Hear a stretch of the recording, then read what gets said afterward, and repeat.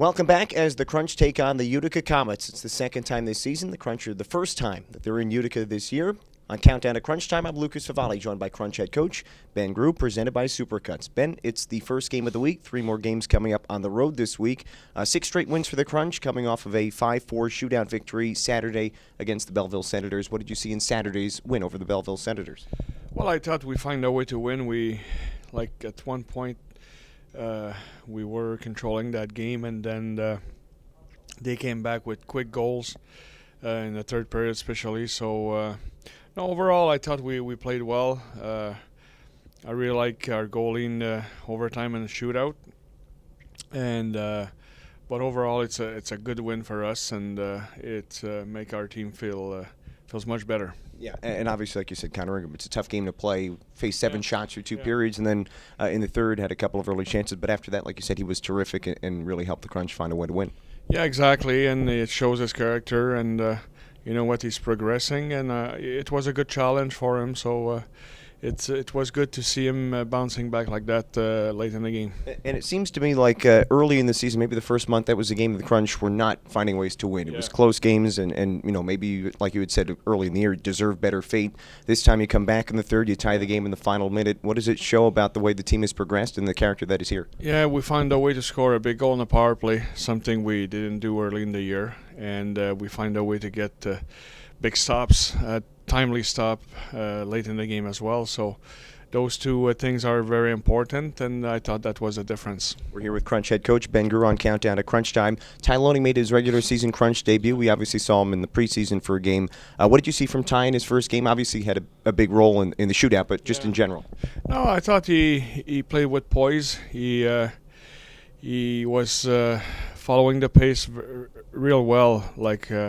He's a big guy. He's not the fastest skater, but I thought the way he plays, he's a smart player, and he was at the right place at the right time. So for me, he was a good player for us, like controlling the puck, making smart plays in the O zone, making smart plays in our own zone as well. So it's only one game, but when you have guys coming from the East Coast League, you always look for them to play with pace and not be out of place on the ice. And our guys, like whether it's him or Brody, and even Shane Conacher, when you watch them here, I think they're.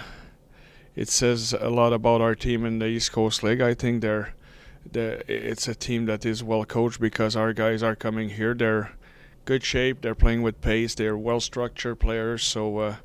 It's good to see that, and we don't have time. Like, we need guys that can help us out right now, and this is what happened with those two.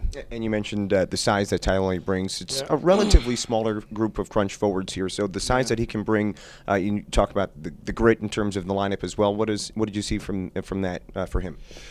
Well, size always welcome, obviously, when you have big boys that can, park themselves in front of the net, control the plays in the corner, work the boards well. It's always a plus, and it's huge for our team. Like you mentioned, like we're not the biggest team, but we're fast, and I think he's a good complement to our team. Looking at the blue line, and Dominic Machine scored his 4th goal of the season. It was the first goal of the game. It was the teddy bear toss goal, so that caused a bit of a delay. But what have you seen from Dominic Machine in his second pro season, maybe taking a step forward? Well, he's a much better player than last year at the same time. Same period of the year. It's a matter for him to bring that A game day in and day out, like showing more consistency. He's aware of that. He's a guy that comes to the rink every day to work. He comes here to get better, and he wants to learn, whether it's by with the coaches or through video or any ways he can learn. He tries to find a way. So for him, it's a matter of time. I think he's bringing a lot. He's got an opportunity here, like many guys. Like, we're missing players, so it's a bigger opportunity for him. We'll see him more and more in a power play. So we'll see how it plays out for him. Yeah, and you mentioned some of the guys who are missing, and especially some of the veterans, and one of them was the guy who's been his defensive partner the last few weeks, Jamie McBain, who's currently up at the Tampa Bay Lightning. What have those two have been doing together that's worked out, and what do you miss with Jamie not in the lineup here? Well, experience. He's logging a lot of ice times, playing 23, 24 minutes a game.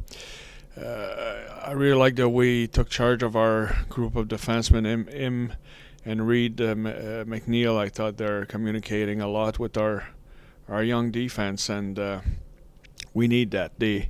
Our group of defensemen is much better now than they were a month ago, and it's more. I feel that they're more structured. They're communicating more. They're making better plays, and they're working better in tandem. So there's a lot of good things happening back there, and I think it's when your older guys are getting the job done, and I can add Matt Bodie to that group as well. When the older guys are getting the job done, normally things are falling into place. Yeah, and Matt Bodie had a goal as well in the game Saturday. And obviously, the goals are not the first priority for the defense, but he has certainly done a nice job as well. Exactly, and I think Matt's been playing well the last 2 weeks. And, when your team's winning 6 in a row, it's because many players are playing better. And it's not only about, we talk a lot about goaltending and all that.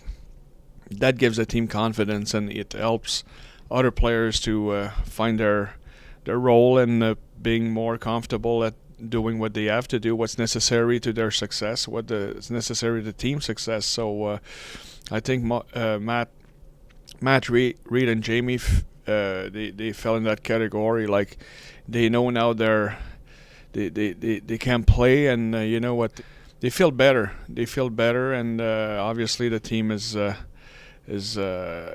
playing much better with them at their best. And looking back to Jamie McBain and the power play, you mentioned Dominic Machima gets more time in the power play. Jamie's been one of the power play quarterbacks for the Crunch. So how does the power play just adjust a bit with him not manning the point? Well, that's a big part of this league. Like, it's for us, it's not new. It's not something that's gonna put off balance like we're used to that. And for us, it's only a matter of having the right structure on the ice and playing with urgency on the power play. We're here with Crunch head coach Ben Groulx. It's the second matchup of the year against the Utica Comets. First one was a 3-2 win here in Syracuse for the Comets, now back in Utica for the first time. What do you take from that first game? It's been a long time, and obviously teams have changed.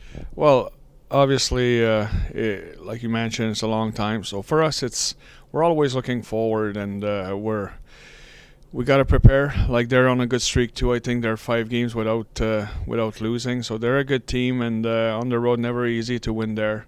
So it's this week is challenging. 3 games on the road against teams that are tough team to play at home, and we'll see how it plays out. But again, it's a great opportunity for many of our guys, and we'll see how we respond to that. Okay, looking forward to it as it's the Crunch and the Comets second time this year. This is Crunch head coach Ben Groulx. Ben, thanks for your time and good luck tonight. All right, thanks.